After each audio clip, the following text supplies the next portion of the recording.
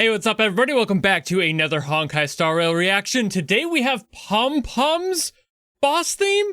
I did not know that this creature would ever become a boss. Not that I really have any sort of context to work off of to assume otherwise, but I just never thought like the mascot character that I've assumed it was would have a boss theme or like moment at all. I'm sure it's probably just something a little bit tongue-in-cheek, but either way, this is apparently, listen the engines roar, the boss theme for this fucking creature. So I'm gonna hear what this has in store for me because Spider in the comments of the last one wanted me to get to this one, and it was the only one that wasn't a comment about Sparksy specifically that had any significant like count, and even that was kind of small. So I'm gonna hear this one today just because of that. Basically, it's kind of a luck of the draw, and I suppose without further ado, let's go!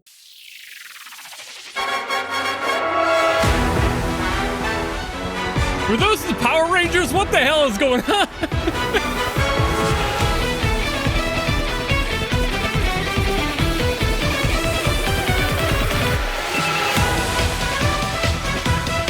So this is more like a Megazord situation. Ooh, funky.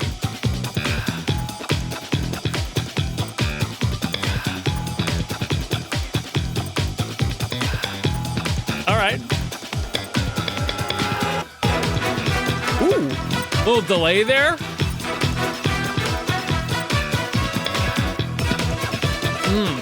That feels really good. Just having that little like hiccup in the song.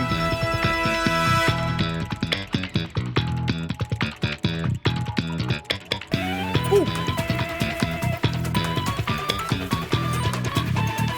I love how clicky that bass line is.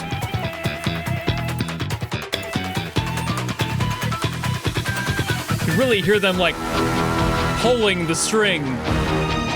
Really going for the pluck on that.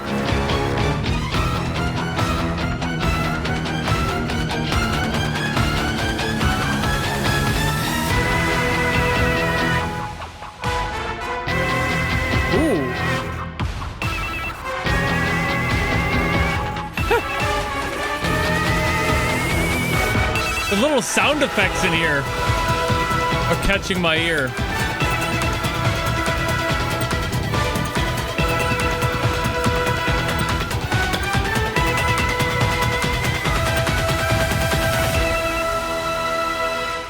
I can't tell if that's like, it's just kind of like a phone dial sort of sound. I'm not entirely sure what that is. But I fucking love the energy of it. It has, kind of like I was figuring with the intro, it has a little bit of like this tongue-in-cheek quality to it. And once the Power Rangers showed up, that made it pretty clear. So a little Sentai energy there, and I kind of vibe with that. So, I mean, there's a lot going for this song, actually. All right, so this song does a few things that's really fun. To start out with, just the opening of the song, the way this sets up the energy in the rest of the track here is really fun. So it just kind of sits there on this like F sharp, and that's just like this giant like, hey, here we are, just, and then we just move from that to like the actual root of the song, the tonic of it being E minor.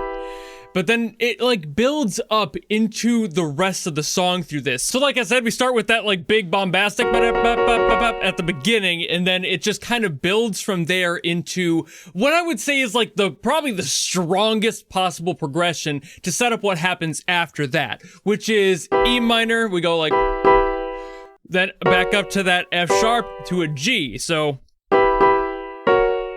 and then it sets that up again, then it goes down to B minor, and A.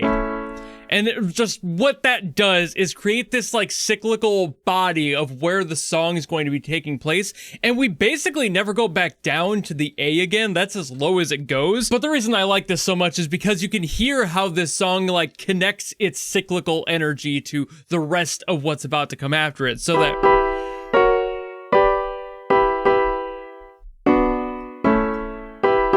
you can hear how that all just kind of works to keep everything placed. And like I said, we don't really go down to that A again. We do utilize those notes a little bit, but it's not nearly as like, hey, let's set the bass. Now we have like the top end and the bottom end of where the beef of the song is going to handle itself. The bulk of it all is going to be. That's what we got here. And just the fact that it kind of centers itself around the tonic is just textbook music theory. So what we have from there is interesting because now we break all of that and now we have an E minor and an E working between each other, which shouldn't happen basically ever. So if we look at the key itself, just working up from, you know, the E, we have E, F sharp, G, A, B, C, D. And it's like, there you go, that's your key. However, the third is that G there, and we lift that up to the G sharp. So now we have that in play, and it doesn't stay consistent, they just kind of work between each other, which is either or. You can really do this whenever you want to, as long as you're careful about how you use it. There's no real rules to music, you know, but lifting the third is one of those things where people will do that to add that bluesy energy or just to add some more tension, and that's kind of what they're doing here. This entire song is kind of rooted around the E minor, sure, but like, we have this happening constantly, like for, I would say the majority of the first 2/3 of this song is basically just those two fighting it out and having that extra tension going between the G and the G sharp. So we get all of that going on, and it just creates the tension you need for this like high stakes energy in the song, and having something that is just so impactful, but also reminds you constantly that there is conflict happening here because it's in the music, it's in the DNA of the song and how they wrote it. So even though we started with that really like smooth cyclical sort of like approach to here's all of the notes you're going to be utilizing, now you've learned what they are, and now let's just kind of ignore that and fight with these two for most of it. Like I said, they do move around, there's a lot that happens in the song in like the background, but as far as like the core of it, that's what goes on. And as we get through to the end of the song, we start getting another portion of that where it comes back to that cyclical approach that the very beginning had, and we get this different set of notes that continues to build on that in a different way. It adds more tension, way more tension. So we get like this E, D sharp, I think it's D sharp, it might be D sharp minor, I think that would be it. Then D, yeah, it would be that, and then C sharp minor. So we get that. And you can hear how that just kind of works its way down. That's just the basis of what happens there. But then like we start to build from that again. That was just kind of the appetizer of what happens here, because then it goes up from here. We get that like bah, bah, bah, bah, bah, and it's just like, okay, so we have the E again. We're coming back to that. It's bright. It's starting to kind of signal that something else is going to change. Then we do like bah, bah, bah. I think that's what happens there. It's really, really weird. That's a weird one. This would be an F diminished, I believe, F sharp diminished, which is very strange. But what happens on the top of that is like this build here, it kind of just takes the top note of the triad for the E, which is the B, funny enough, and we get this like, goes down to the A, comes back up, and settles on the C, and we just build around that. So this is actually an A minor here, and we get this F sharp diminished paired with this E minor that's this really tensive sound. I'm not 100% sure that this is exactly what happens here, but it feels so right when I listen to it a bunch. So we get that,